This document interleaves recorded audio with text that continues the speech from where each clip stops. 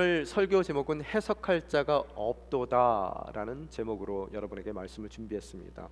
오늘 7절, 8절, 8절에 나오는 그 이야기죠. 꿈을 풀이해 줄 사람이 없구나. 한글 개역 개정에서 따서 해석해 할 자가 없도다라는 말씀으로 여러분에게 오늘 또한 요셉의 이야기를 하고자 합니다. 오늘 여러분이 읽으신 1절 말씀의 시작은 얼마 후라고 시작이 됩니다. 언제서부터 얼마 후라는 뜻일까요? 여러분이 지난 시간에도 저와 함께 요셉의 이야기를 저희들이 함께 살펴보았는데, 요셉의 삶은 어떤 삶이었었어요? 하나님이 꿈을 주신 이후서부터 그 꿈과 점점 멀어지는 것 같은 상황 가운데 떠밀리는 그런 삶을 살았다는 것을 우리들이 말씀을 통해서 바라볼 수가 있습니다. 꿈을 꿨는데 꿈에 대한 시기와 질투로 인해서 형들이 그를 구덩이에 가두기도 하고, 또 구덩이에 갇히는 것으로 끝나는 것이 아니라 형들의 미움 가운데 멀리 애굽으로 그가 노예로 팔려가는 순환을 당하기도 하고, 겨우 그 노예의 생활 가운데서 그가 집사장의 직분을 받고 또 주인 보디발의 모든 총애를 받을 만한 그 무렵에 그 아내의 유혹, 보디발 아내의 유혹에 의해서 그가 미움의 대상이 돼서 다시 한번 그가 누명을 쓰고 억울하게 감옥에 갇히기도 하고, 또한 지난 시간에 말씀드린 것과 같이 감옥에 갇혔을 때도 21절에 보면 39장 21절에 보면 여호와께서 요셉과 함께 하심으로 그에게 자비를 베푸셨고, 그 자비의 결과가 요셉을 지키고 있었던 간수장의 눈에 호의를 담아주시는 것으로 인해서 눈에 들게 했다라고 성경은 우리에게 이야기를 하고 있더라는 거예요. 또한 간수는 그 요셉에게 호의를 갖고 바라봤던 그 요셉에게 모든 감옥에서의 사람들과 일들을 요셉에게 맡기는 그런 사건이 있었고, 또 39장의 마지막 절이었던 23절에는 간수는 요셉이 맡은 모든 것에 대해 조금도 간섭하지 않았다라고 기록하며, 이는 여호와께서 요셉과 함께 하셔서 그가 하는 일마다 형통케 하셨기 때문이다라고 39장의 모든 내용들을 마무리하는 것을 우리들이 바라볼 수 있게 되더라는 거예요. 하나님께서 그와 함께 하셔서 그가 하는 모든 일이 형통케 또 성공케 하셨다라는 것이 그의 삶의 지금까지의 모습이라는 거예요. 그렇듯 감옥에서의 삶을 살면서도 불구하고 그 감옥에서의 삶 가운데서도 성공하고 형통함을 이루었던 그런 요셉의 삶 가운데 얼마 후에 오늘 40장의 내용들이, 사건들이 일어나게 되더라는 거예요. 어떠한 사건이 일어났습니까? 우리가 40장 1절 말씀 함께 읽겠습니다. 얼마 후 이집트 왕 가운데 술 맡은 신하와 빵 굽는 신하가 그 주인인 이집트 왕에게 잘못을 저질렀습니다. 두 사람이 등장하죠. 술 따르는 관원장과 또 빵을 굽는 관원장에 대한 이야기가 나옵니다. 우리가 보통 보면은 술을 따르고 또한 빵을 굽는다 하니까 우리가 얼핏 대장금을 생각할 수 있습니다. 사실 대장금에 대한 이야기는 아니고요, 단순하게 그들이 술만 따르고 또한 그 왕의 식탁을 준비한다는 그런 의미 이상의 그런 내용을 담고 있습니다. 당시에 왕을 독살하려는 많은 시도가 있었기 때문에 고대 시대에 이 술을 따르고 또 왕의 식사를 준비하는 사람들은 왕이 가장 총애하고 신임했었던 가장 초측근에 있었던 사람들입니다. 특별히 또한 아수리아 시대의 그런 기록들을 살펴봤을 때 왕이 이 빵 굽는 사람을 너무너무 신임하고 사랑했기 때문에 그들의 이름을 따서 도시의 이름까지도 정하는 그런 경우가 있을 정도로 왕에게는 굉장히 가까웠던 사람들입니다. 그래서 이들이 신하이지만 신하 이상으로 가족과 같이 왕이 가장 그 곁에 두며 또 밥을 먹으며 술을 마시며 와인을 마시며 자신의 개인적인 그런 고민들도 그들에게 털어놓고, 또한 정책을 결정함에 있어서 그 왕이 마음을 잘 못 잡았을 때 그에게 꼭 필요한 조언을 얻을 수 있었던 바로 그런 왕의 늘 주변에 있었던 가까운 사람들이라는 거예요. 그래서 오늘 이들을 오늘의 상황 가운데로 아마 살펴보게 되면은 대통령의 비서실장 정도의 위치가 아니었겠는가라는 생각을 해봅니다. 근데 그들이 이집트 왕에게 잘못을 저질렀어요. 자기가 신임을 받고 있었던 왕에게 잘못을 저질렀습니다. 어떤 잘못인지는 성경은 이야기하고 있지 않아요. 왜 그러냐하면은 그들이 무슨 잘못을 저질렀는지가 오늘 이야기의 중심에 있는 것이 아니라 그들이 그 잘못으로 인해서 감옥에 갇히게 되는데, 바로 그 감옥이 누가 갇혀 있는 감옥이라고요? 요셉이 마침 그때 갇혀 있었던 바로 그 감옥에 그들이 보내지는 사건이 하나님의 섭리 가운데 이루어졌던 사건임을 성경은 이야기하고 싶은 것입니다. 2절에 보니까 바로는 그 두 신하, 곧 술 맡은 신하와 떡 굽는 신하에게 진노했다라고 써 있어요. 분노했다라고요. 추측컨대 아마 그들이 범했던 그런 사건은 왕을 독살하려는 사건이 아니었겠는가라는 생각이 들고요. 또 앞으로 전개되는 이야기 가운데서 우리가 느끼게 되는 것은 둘 중에 하나는 그 사건에 연루가 돼 있었던 사람이고, 다른 한 사람은 억울하게 그냥 잘못돼서 이 자리에 끌려온 사람인 것 같습니다. 하여간 그들이 바로의 진노를 사는 바람에 감옥에 갇히게 되더라는 거예요. 그 감옥에 대해서 어떤 일이 일어났는지 3절과 4절에 표현이 되어 있습니다. 3절 한번 읽겠습니다. 바로는 그들을 경호대장의 집에 있는 감옥에 가두었는데 그곳은 요셉이 갇혀 있는 감옥이었습니다. 이 감옥이라는 말 자체가 사실은 이 원어 성경에 보면은 미시마르라는 단어가 사용이 되는데요. 이 미시마르라는 단어는 쉬마르라는 단어에서 나온 단어입니다. 그 쉬마르라는 단어는 이 동사로서 지키다 혹은 보호하다라는 의미의 동사입니다. 그래서 그 쉬마르라는 단어에서 미시마르라는 그 감옥이라는 단어, 오늘 번역이 되어 있는 단어가 나왔는데, 그런 의미에서 사실은 미시마르라는 이 장소가 감옥이기보다는 누군가가 지켜보고 혹은 보호해주는 그런 보호소와 같다라고 여러분이 생각을 하시면 될 것 같습니다. 또한 그 장소가 지금 어디에 있다라고 성경은 이야기하고 있습니까? 이 요셉이 그동안 노예 생활을 했었던 그 주인 보디발의 집에 그 관저 안에, 아마 개인적으로 개인의 집을 소유하고 있었던 것이 아니라 높은 지체의 양반이기 때문에 아마 관저를 사용했었던 것 같고, 그 관저 안에 일종의 보호소가 있었던 것 같습니다. 여기서 여러분이 깨달으실 수 있는 게 뭐냐 하면, 과연 이 보호소의 성격이 뭐냐는 거예요. 또한 요셉이 왜 하필이면 이 보호소에 들어와 있는지를 여러분이 한번 살펴보셔야 되겠더라는 거예요. 제가 지난 시간에도 말씀드렸습니다. 억울한 누명을 쓰고 성폭행병이 돼서 범이 돼서 궁지에 몰린 그런 요셉을 보디발이 죽이지를 않더라는 거예요. 그 당시에 법에 의하면은, 또 그 당시에 관례에 의하면은 사실은 모든 그런 범죄자들, 특별히 그 대상이 노예였을 때는 즉결 심판으로 그 자리에서 처리를 해버리더라는 거예요. 당연히 그 자리에서 사형을 당해서 죽어야 되는 요셉인데도 불구하고 왜 그가 오늘 이 보호소에 있느냐라는 것을 여러분이 물으셔야 된다는 거예요. 아마 부인이 비록 그를 성범죄자로 몰기는 했지만 평소에 그 부인의 행실이 아마 바르지는 못했던 것 같아요. 또한 또 반대면으로 봤을 때 이 주인이 요셉을 지켜보는 그 세월 동안에 요셉이 그럴 일을 저지를 만한 사람이 아니라는 것에 대한 신뢰가 어느 정도 있었던 것 같습니다. 그래서 직결 심판에 넘겨서 처형을 해야 마땅하는 일임에도 불구하고 그 아내의 아내됨을 알고 또 요셉의 요셉됨을 알기에 미결수로 오늘 이 보호소에 잠시 가두어 두었던 것 같아요. 또한 오늘 술 따르는 관원과 또 빵 굽는 관원들도 사실은 가장 왕의 측근에 있었던 사람들이지만 어떠한 일 가운데 그들이 재판을 받아야 되고 그들이 벌린 그 사건에 대한 대가를 치루어야 됨에도 불구하고 아직 그 사건이 종결되지 않았기에 미결수로 이 같은 이 보호소 감옥에 갇혀 있는 그들의 모습을 바라볼 수 있게 되더라는 거예요. 우리들은 보통 생각합니다.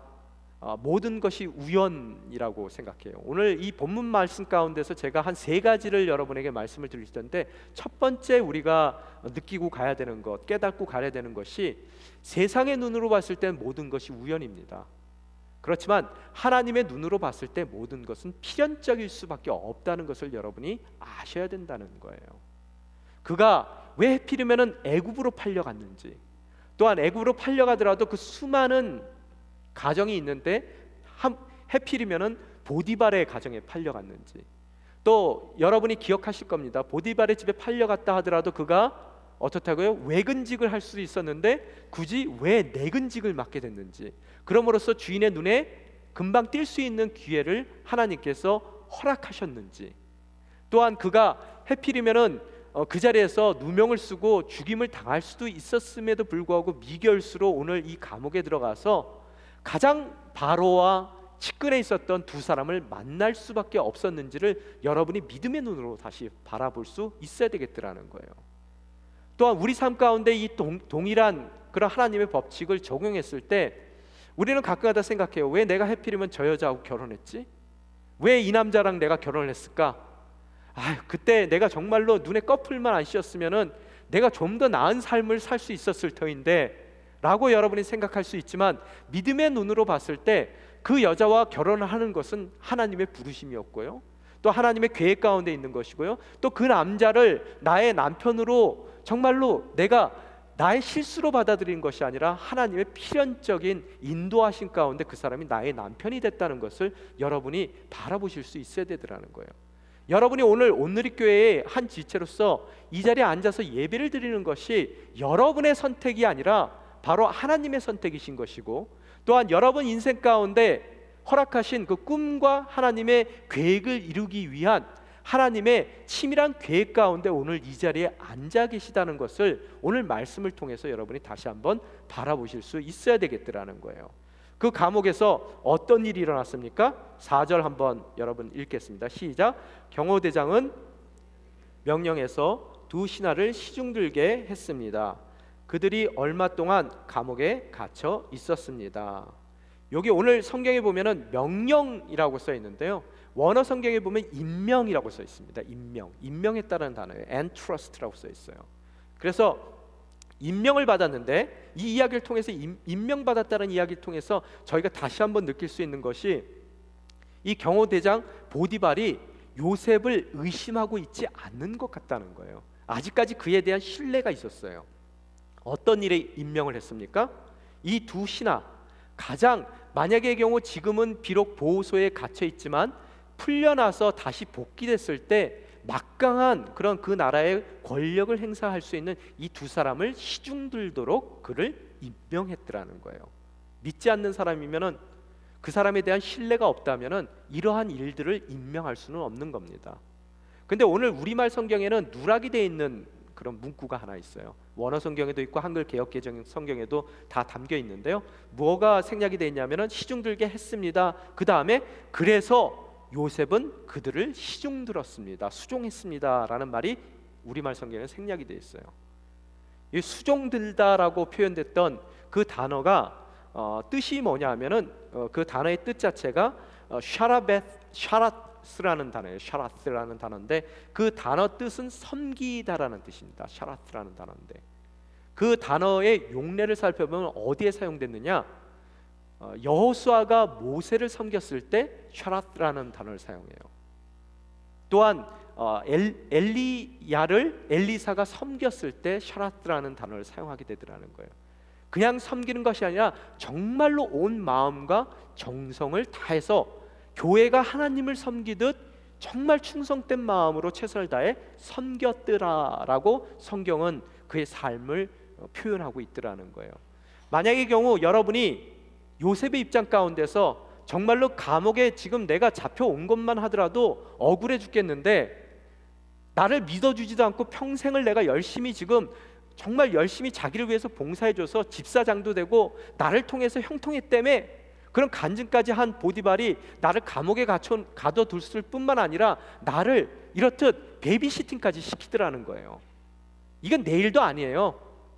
또 내가 지금 감옥에서 모든 일을 관장하고 있는데 나라하고 똑같은 입장 가운데서 붙잡혀온 저 두 사람을 내가 특별히 시중 들어야 될 이유는 뭐가 있을까? 만약의 경우 요셉이 그런 식으로 이 일들을, 시중 드는 일 자체를 너무나 작게 생각하고 자기 일이라고 생각하지 않고 또 자기가 원망의 상황 가운데서 이것은 나한테 또 하나 덤으로 올려준 바로 그 일이라 생각하고 그 일을 만약의 경우 정말로 오늘 성경이 얘기하는 것 같이 샤라트라는 단어로 섬기지 않았더라면 하나님께서 예비하신 영광으로 가는 그의 일 가운데 하나님께서 예비하신 그 길을 갈 수 있는 기회를 얻을 수 있었을까? 여러분이 한번 생각해 보셔야 되더라는 거예요. 오늘 이야기하고 싶은 것은 첫 번째 뭐라고요? 모든 것은 하나님의 섭리 가운데 있다. 두 번째는 뭐라고요? 그 섭리 가운데 있기에 우리에게는 작은 일, 큰 일이 없습니다. 내 일, 남의 일이 없어요. 내 앞에 주어진 일이라면은 바로 그 일이 뭐라고요? 하나님의 일이라는 거예요. 무엇을 하는 것이 왓에 대한 문제가 아니라 누구와 함께하고 또 누가 나에게 허락하신 일이라느냐에 따라서 그 일이 작은 일이 될 수도 있고 큰 일이 될 수도 있다는 것을 여러분이 깨달으실 수 있어야 되더라는 거예요. 여러분이 캐나다 땅에 살면서 감옥에 끌려온 것 같은 그런 갇힌 삶을 삽니다. 정말로 이 감옥 같은 캐나다 생활 자체가 정말로 원망스러운데 아내가 가자고 얘기했기 때문에 캐나다까지 왔는데 그 아내의 말을 안 들었어야 되는데 듣는 바람에 이곳에서 이렇든 내가 허드렛 일이나 하고 산다 라고 그 아내를 원망하며 지금 하고 있는 일을 정말로 억지로 할 수 없어서 죽지 못해서 하고 계신다면은 여러분이 꼭 깨달으실 수 있어야 되는 것이 여러분이 캐나다 땅에 오고 싶다고 올 수 있는 것도 아니고 하나님의 계획 가운데 여러분으로 하여금 꿈과 언약을 허락하신 하나님께서 그분의 언약과 꿈을 이루기 위해서 이곳으로 모셔오신 것이고 또한 이곳에서 내가 받은 그 허드렛 일이라고 생각하고 원망스러운 일이라고 생각하고 아무것도 아니라 정말 죽지 못해 할 수밖에 없는 그 일이라고 생각되는 바로 그 일이 하나님의 여러분 인생 가운데 그 꿈과 계획을 이루어 드리기 위해서 허락된 하나님의 부르심이라는 것을 여러분이 깨달으실 수 있어야 되더라는 거예요. 그 깨달음 가운데 열심히 성실히 그 일에 부르심으로 응해 나갔을 때 하나님의 놀라운 역사는 그 작은 일을 통해서 이루어지는을 오늘 성경은 우리에게 증거하고 있더라는 거예요. 그래서 오늘 그 이야기를, 그 명령을 임명받은 것을 성실히 수행을 합니다. 그런데 무슨 일이 있습니까? 오늘 5절에 보니까 그 성실히 수행하고 있는 그 사이에 무슨 일이 있습니까? 5절 읽겠습니다. 시작. 감옥에 갇혀있는 이 두 사람 곧 이집트 왕의 술 맡은 신하와 빵 굽는 신하가 꿈을 꾸게 됐습니다. 각자 같은 날 밤에 꿈을 꾸었는데 그 내용이 서로 달랐습니다. 감옥에 갇혀있는 동안 그들이 요셉의 시중을 받고 있는 그날, 어떤 날 같은 밤에 그들이 오늘 우리말 성경에는 그 내용이 서로 달랐다 그러는데요. 원어 성경에 보면은 내용이 달랐다라고 써 있지 않고요. 그들이 같은 꿈을 꾸었는데 비슷한 꿈을 꾸었는데 그 꿈에 대한 해석이 달랐다라고 이야기를 하고 있어요. 각각의 해석이 달랐다. 이 얘기는 무슨 소리냐 하면요. 두 사람이 비슷한 입장으로 지금 끌려 들어왔고 또 같은 한날 같은 밤에 그들이 비슷한 정말 하나 같은 꿈을 꾸었고 그렇지만 그 꿈에 대한 해석과 그 꿈의 결과가 너무나 다르다는 이야기를 하고 있습니다. 이 얘기가 무슨 얘기냐 하면요. 우리도 꿈을 꿔요. 우리 믿는 자들도 안 믿는 자와 똑같은 꿈을 꿉니다. 우리 자녀들이 좋은 학교에 가서 또 세상적으로 보더라도 정말로 멋진 인생을 살기를 꿈꾸고 있더라는 거예요. 세상과 다를 게 없는 꿈을 꿔요. 그렇지만 그 꿈의 해석과 결과가 다르더라는 거예요. 하나는 하나님의 꿈을 이루기 위한 그들의 꿈이었고 다른 하나는 자기의 이기적인 욕심을 채우기 위한 꿈이라는 거예요. 오늘 술 따르는 관원의 꿈과 또 빵 굽는 자의 그런 관원의 꿈이 같은 꿈이고 같은 날 같은 시각의 꿈이라 하더라도 그들의 해석이 달랐고 그 각각의 꿈의 해석이 달랐고 결과가 달랐음을 여러분이 깨달으실 수 있어야 되더라는 거예요. 우리 부름받은 자들의 꿈은 어떤 꿈입니까? 하나님의 해석이 담기는 꿈인 것이고 하나님의 꿈을 이루어드리는 바로 우리의 꿈이 되어야만 되겠더라는 거예요. 그죠? 그래서 오늘 그 꿈을 꿨는데 서로 달랐어요. 그랬더니 6절에 보니까 뭐라고 써 있습니까? 다음 날 아침 요셉이 그들에게 왔을 때 그들이 침울에 있는 것을 발견했습니다 라고 써 있어요. 그 꿈이 몹시 불길한 생각이 드는 그 꿈으로 그들이 받아지게 됐더라는 거예요. 근데 오늘 성경에 보니까 그들의 얼굴이 어떻게 됐다고요? 그들이 침울에 있더라라고 써 있어요.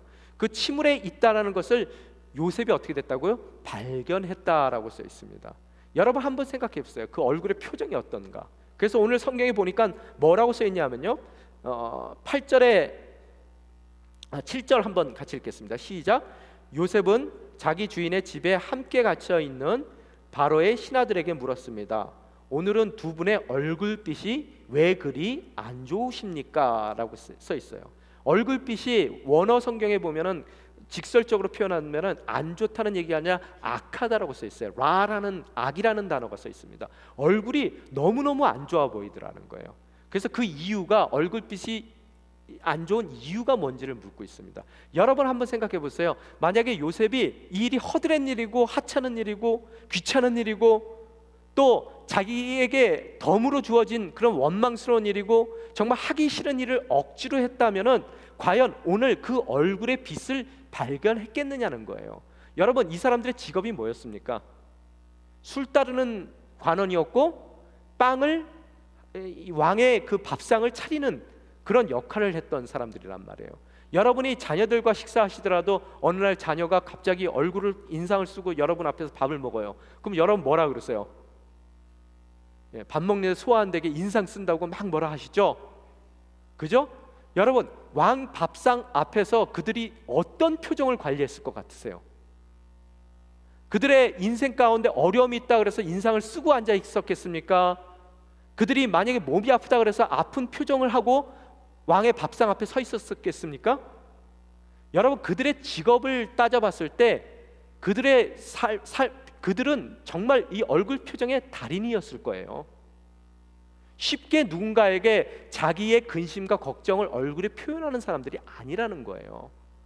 그럼에도 불구하고 어느 날 요셉이 그들을 봤을 때 그들의 다른 얼굴 낯빛을 금방 알아차리게 돼 있더라는 거예요. 그 얘기가 뭡니까?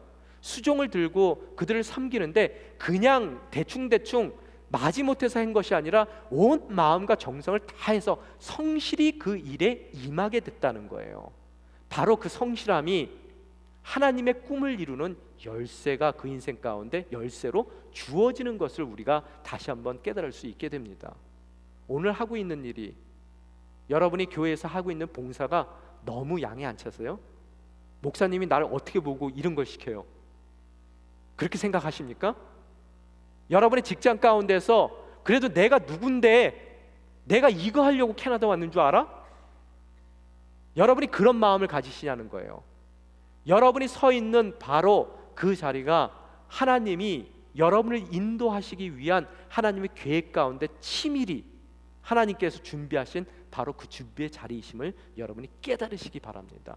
그곳에서 작은 그들의 얼굴 표정까지도 읽을 정도로 최선을 다하고 성실한 태도를 가질 때 바로 그들의 꿈을 통해서 나의 꿈을 이루어 가시는, 나에게 주신 하나님의 꿈을 이루어 가시는 하나님의 놀라운 섭리를 여러분 또한 발견하실 수 있게 되더라는 거예요. 하나님은 너무 멋진 분이세요. 나에게 주신 그분의 꿈을 이루기 위해서 그들의 꿈을 사용하십니다. 또 내가 처해 있는 감옥에서 나를 건져내 주시기 위해서 그들의 감옥의 삶을 내 인생 가운데 사용하시는 분이십니다. 오로지 우리는 주어진 일이 어떤 일이든 간에 그것이 작든 크든 눈에 띄는 일이든 안 띄는 일이든 그 일에 최선을 다하고 성실히 섬기는 자세로, 요셉과 같은 자세로 우리가 그 일에 임했을 때 하나님의 놀라운 역사는 그 작은 일을 통해서 일어나게 된다는 것을 여러분 삶 가운데서도 경험하실 수 있게 되더라는 거예요. 아멘입니까? 예. 바로 그러고 나서 이제 이야기를 합니다. 왜 얼굴빛이 그렇게 안 좋습니까? 라고 하니까 8절에 뭐라고 써 있습니까? 그들이 대답했습니다. 함께 읽겠습니다. 우리가 꿈은 꾸었는데 꿈을 풀이해 줄 사람이 없구나. 여기까지요. 예, 자신들이 꿈을 꿨다는 거예요. 근데 풀이해 줄 사람이 해석할 자가 없도다 한탄하는 거예요. 여러분, 하나님께서는 세상의 많은 사람들에게 문제를 주십니다. 왜 문제를 주시는 줄 아세요? 그것은 우리에게 답이 있기 때문이에요. 그죠? 아무리 그들이 정말 이 위치까지 올라갈 정도로 얼마나 많은 교육을 받았겠습니까? 얼마나 똑똑한 사람들이겠어요? 그 왕궁에서 살아남기 위해서 그들이 어떠한 처신을 해야 될지 그들은 너무너무 그 시대에 당대에 가장 지혜로운 사람들이었을 거예요. 그럼에도 불구하고 하나님께서 주신 그 꿈에 대한 해결이 없습니다. 하나님께서 허락하신 그 문제에 그 어떠한 해결도 그들은 갖고 있지 않아요. 근데 그 입장 가운데서 여러분이 만약의 경우 오늘 이 술 따르는 관원의 입장이라면 여러분이 여러분의 그 인생에 여러분이 해결하지 못하는 그 문제에 대해서 여러분이 보기에 아무것도 아닌 죄수인 또 노예 출신이고 히브리 사람인 요셉에게 그 모든 문제를 털어내겠습니까? 풀어내겠어요? 상의하시겠습니까? 그런데 오늘 성경에 보니까 뭐라고 써 있어요? 요셉이 그들에게 말했습니다. 꿈을 풀이하는 것은 하나님께 달린 일이 아닙니까? 꿈꾸신 것을 제게 말해 보십시오. 자, 꿈에 대해서 얘기해 보세요. 제가 꿈에 대해서 하나님께서 그 꿈의 해석에 모든 열쇠를 쥐고 계신 분이기 때문에 내가 당신의 문제를 해결하겠습니다 라고 이야기를 하더라는 거예요. 아마 정상적인 생각을 하고 있는 사람이라면 노예에게 자기의 그것도 지체 이 사회적인 지위가 다르단 말이에요. 그 사람에게 쉽게 자기의 속마음을 문제를 털어놓지 않았을 거라는 거예요. 그런데 오늘 성경에 보니까 9절에 뭐라고 써 있습니까? 술 맡은 신하가 요셉에게 자기의 꿈꾼 이야기를 했습니다. 자기의 모든 문제를 상의하더라는 거예요. 내놓더라는 거예요. 여러분, 이 일이 어떻게 가능하냐는 것을 여러분이 한번 살펴보셔야 되더라는 거예요. 오늘 이 8절의 내용이 굉장히 중요한 내용입니다. 여러분, 아마 모든 꿈의 해석이 하나님께 달려 있습니다. 또 나에게 꿈을 이야기해 보십시오. 제가 그 꿈에 대한 해석을 드리겠습니다 라고 얘기했을 때 굉장히 단호하고 굉장히 확신에 차서 이야기를 했을 것 같아요. 아마 눈이 반짝하는 그의 모습을 이 술 따르는 관원이 바라봤을 것 같아요. 볼 수 있었을 것 같아요. 과연 왜 그랬냐는 거예요. 또한 이 문장을 읽으면서 제가 어저께 고민을 했어요. 만약에 요셉이 내가 요셉이었다면은 아마 이 꿈 얘기했을 때 그들에게 얘기했을 겁니다. 무슨 꿈은요? 꿈은 무슨 개꿈 갖고 뭘 그렇게 고민하십니까? 꿈 그거 아무것도 아닙니다. 절 보세요. 제가 꿈 한번 잘못 꿨다가 이렇게 됐습니다. 그죠? 그거 쓸데없는 거예요. 꿈 괜히 인생만 복잡해집니다. 내가 꿈 한번 잘못 꿨다가 미움받아서 내가 노예로 팔려왔고요. 또 노예로만 팔려왔습니까? 그놈의 꿈 때문에 내가 억울하게 누명 쓰고 지금 억울한 이 감옥의 이 노예로 당신 시중이나 들고 있습니다. 뭔 꿈이요? 쓸데없는 생각 하지 마세요. 잘라버리실 수도 있었더라는 거예요. 그렇지만 그는 꿈이라는 이야기를 듣고 반짝거리는 눈을 보이더라는 거예요. 그 다음에 확신에 차서 그 꿈에 대해서 얘기하더라는 거예요. 이 얘기가 뭡니까? 요셉은 한 번도 그 인생 가운데 그 꿈을 버린 적이 없어요. 꿈을 잊은 적이 없다는 얘기예요.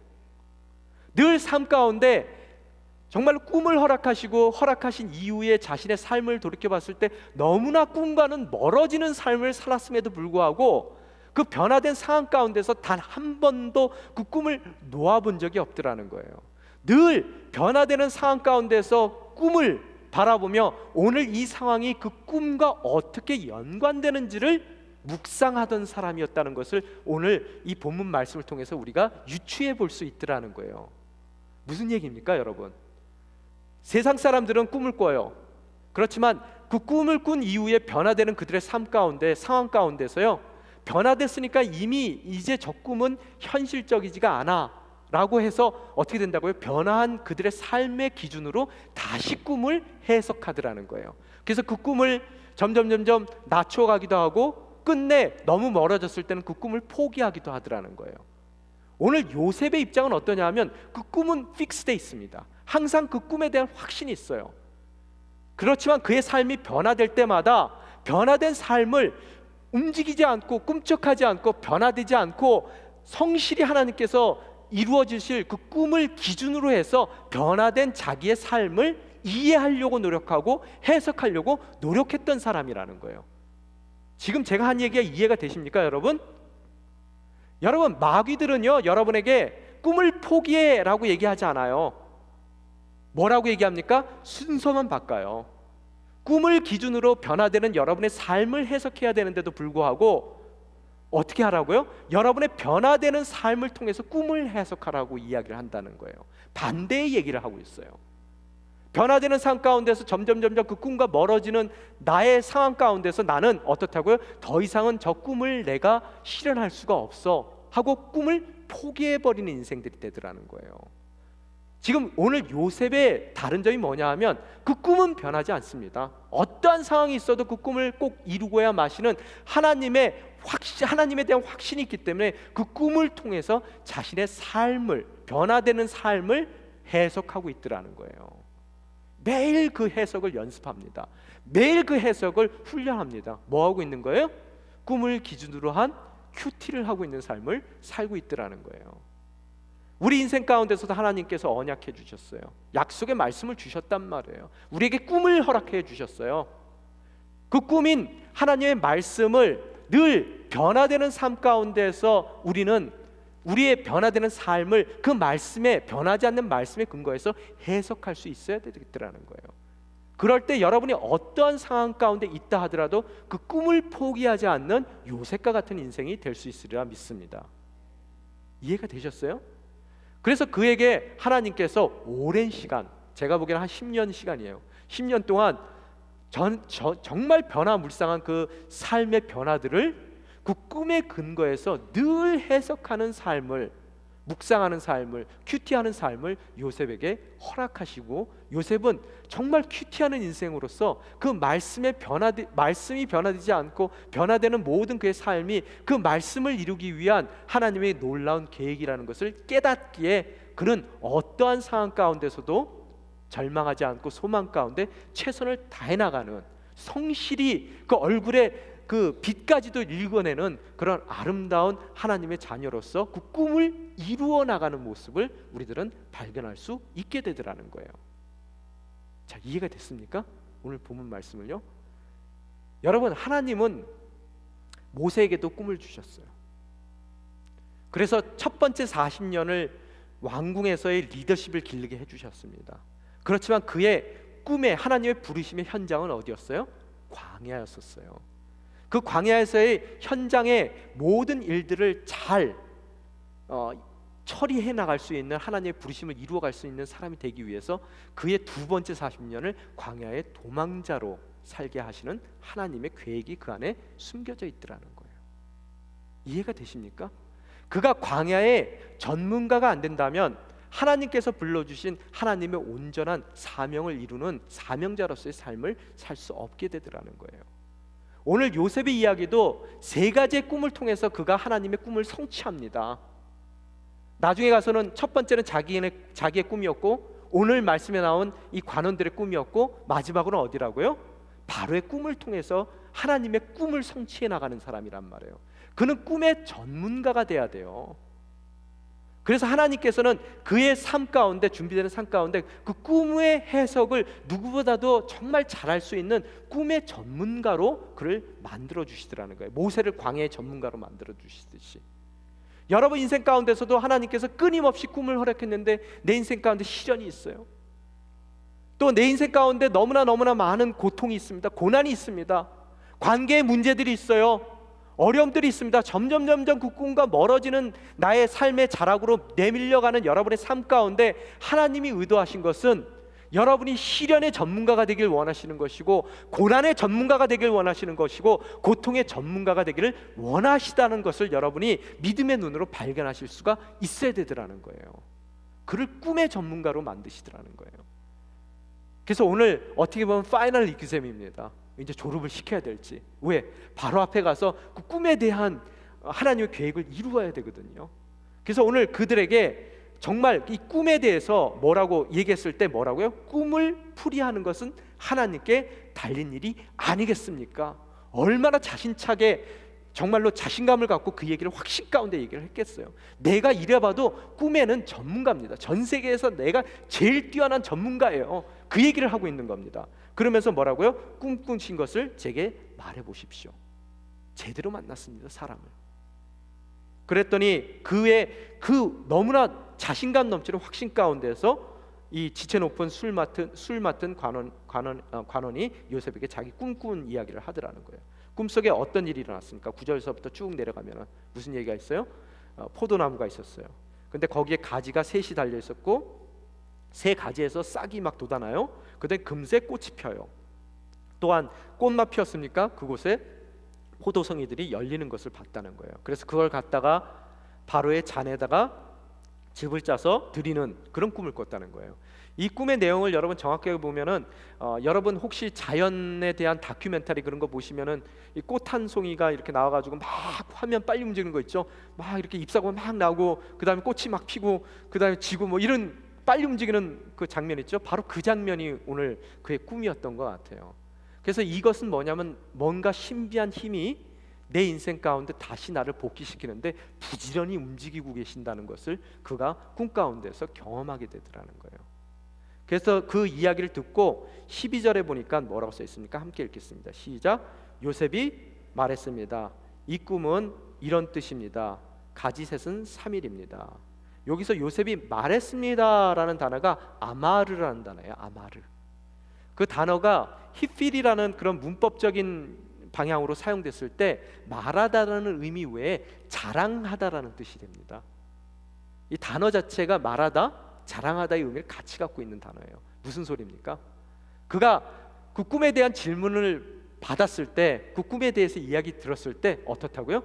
정말 자부심을 느끼며 야, 이건 별것도 아니구나. 여러분, 바로의 꿈을 해석하는 임무를 받은 사람이란 말이에요. 이 관원의 꿈은 이건 별것도 아니에요. 너무 자랑에 차서 자신감에 차서 흥분된 모습으로 정말로 그가 이야기를 하고 있더라는 거예요. 말을 하고 있더라는 거예요. 근데 여기서 보면은 너무나 명백하게 그 꿈을 해석하고 있어요. 이런 뜻입니다 하고 단호하게 얘기하면서 가지셋은 3일입니다 라고 이야기를 합니다. 여기서 여러분이 한 가지 질문하셔야 될 게 뭐냐 하면 만약에 아니면 어떡할 거예요? 그죠? 여러분 한번 생각해 보세요. 만약에 내가 꿈을 해석을 했는데 오늘 해석한 것은 술 따르는 관원은 살고 빵 굽는 관원은 죽는다는 얘기예요. 해석이. 만약에 바뀌면 어떻게 될 거예요?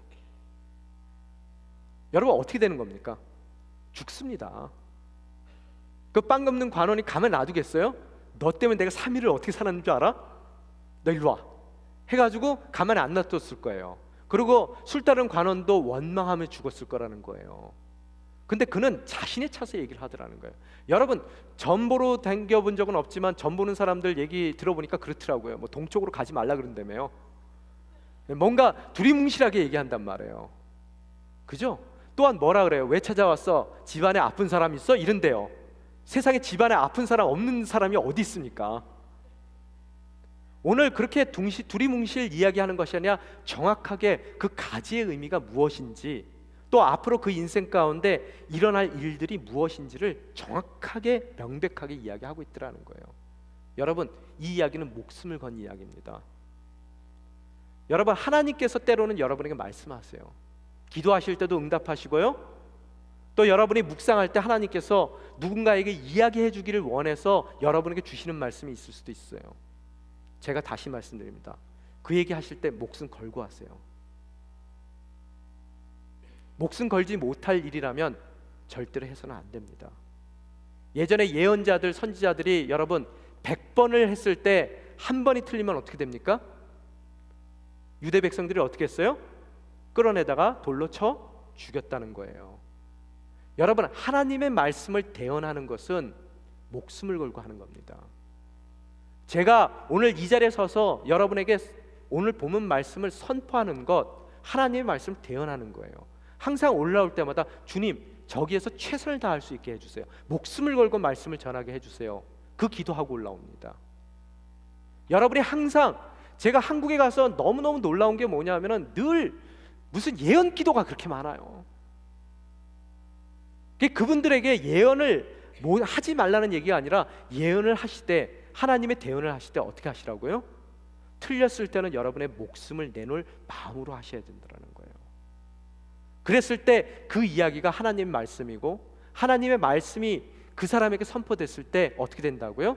죽을 것 같은 그 인생이 다시 회복되고 복귀되는 놀라운 삶이 시작되는 그런 말씀의 역사가 그 인생 가운데 일어나더라는 거예요. 여러분에게 온누리교회의 담당 목사로, 밴쿠버 온누리교회 담당 목사로 다시 한번 말씀드립니다.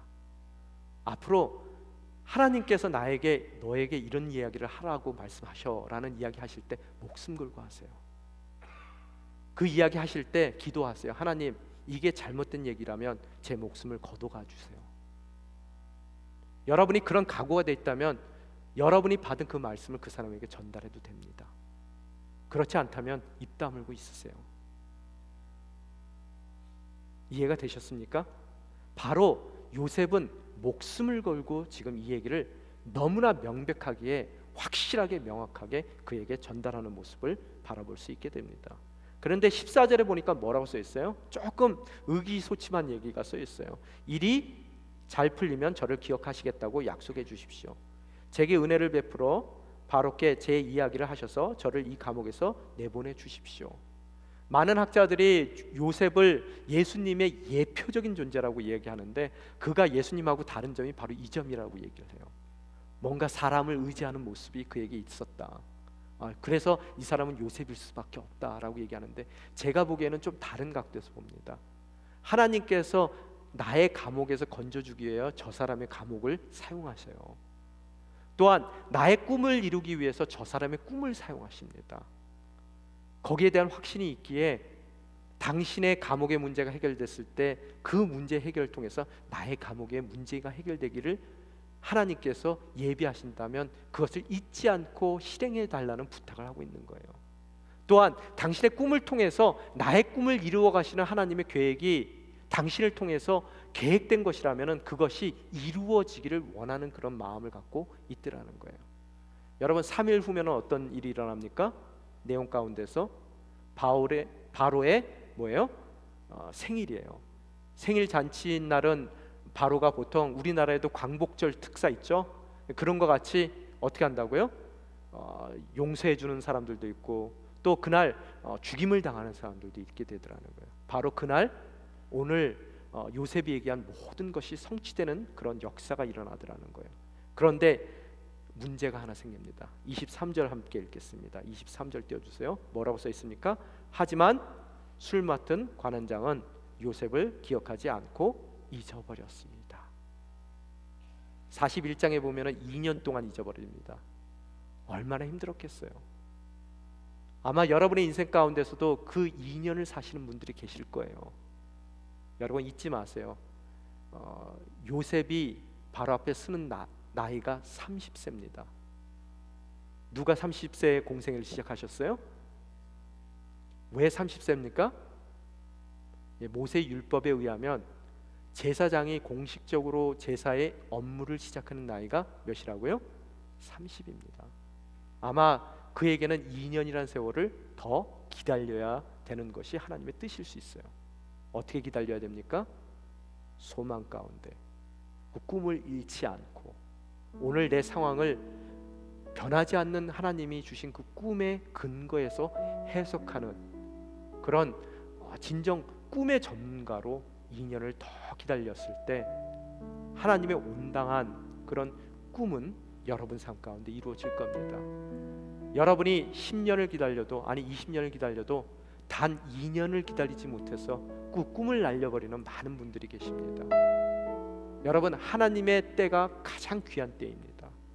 하나님께서는 여러분의 가장 귀한 때에 그분이 갖고 계신 가장 멋진 꿈을 이루시는 분이십니다. 그 꿈에 정말 성실히 또 변하지 않고 그 꿈을 이루어 가시는 주님의 손길을 다시 한번 보시는 것으로서 그 꿈에 근거한 오늘 변화될 수밖에 없는 세상을 나의 환경을 해석하시는 것으로서 진정 어떠한 상황 가운데서든 성실히 하나님의 부르심 그것이 작은 일이라 하더라도 큰 일이라 하더라도 눈에 보이는 일 보이지 않는 일까지도 얼굴빛을 읽을 정도로 섬길 수 있는 아름다운 요셉과 같은 인생이 되시기를 주님의 이름으로 축원합니다. 이 시간 함께 기도하며 나아가길 원합니다. 주님 저희를 붙들어 주시옵소서. 저희 순서가 바뀌었습니다. 변화할 수밖에 없는 우리의 환경을 통해서 우리 주신 꿈을 해석했습니다.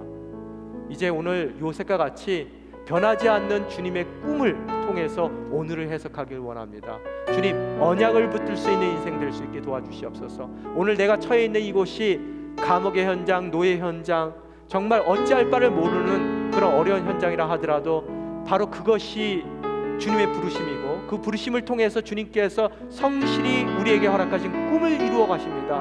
주님, 성실한 당신의 모습 닮아 불러주신 그 일에, 모든 일에 성실함으로 대할 수 있는 요셉과 같은 인생 되게 도와주시옵소서. 함께 기도하며 나아가시겠습니다.